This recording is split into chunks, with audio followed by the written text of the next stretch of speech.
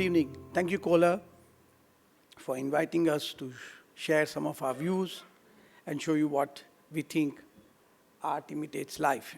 So, can we start, please? They say history imitates art. We imitate history because art is also there in nature as well. There are many examples where, not only in India, but everywhere, that history imitates art. It's whether you see an honeycomb, which is anywhere in the world, or you see the way the construction of the same is been made, everything is same, but exactly not the same. It's just kind of more or less same in terms of its millimeters. So we also look at this and see a squinch which was done to make a dome from a square where, is there a pointer? Is there, can use, there's no pointer. So the squinch was there on the left. We also tried to create a squinch in a project of ours in Ramakrishna Mission, which was done in Porbandar. We also know that the curves, everybody gets excited with curves made by a snake, even if you don't like snake, but the curves that are made, or even a sand dunes, the way the curves take place make a very deep impact on us. On the left is a famous project by Alvar Aalto in MIT. He did a curved dormitory. The reason one of the reasons was to cut the sun, cut the noise which was there on the main highway, which is what you see at the bottom. And we also tried to make a curved wall for a project in Ahmedabad. We also know that the anthills, it's created and you carve out. Carving out always creates several manifestations in terms of its form, but also the way light goes in. In our country, this is most essential to carve out a volume.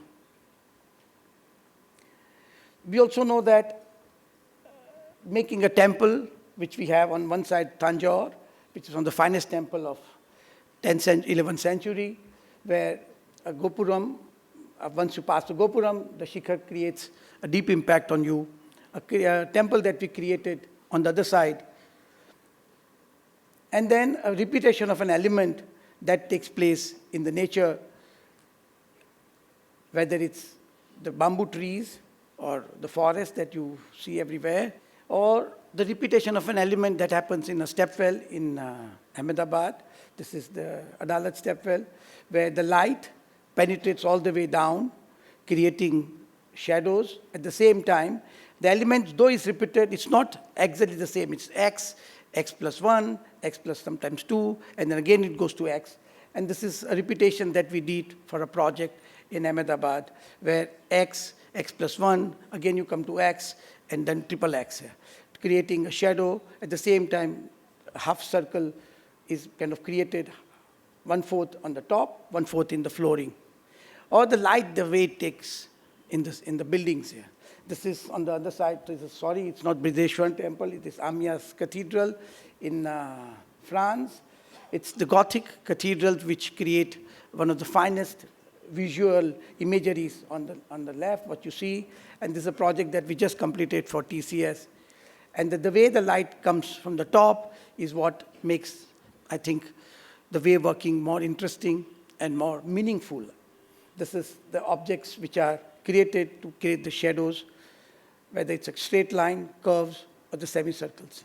There's just several sizes of courtyards that we created for a project in TCS in Gandhinagar, where we had a building that I just showed you on the left.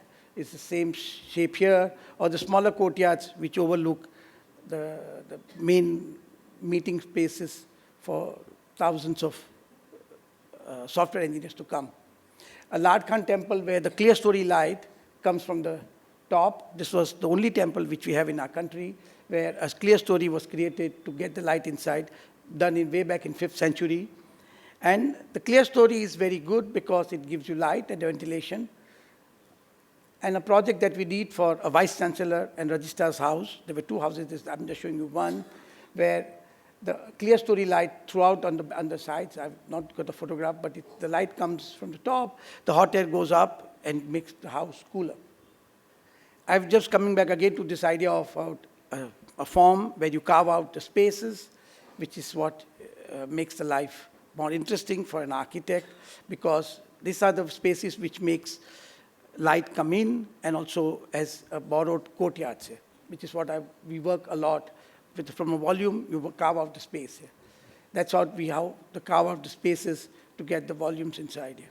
This is a TCS just completed in Gandhinagar.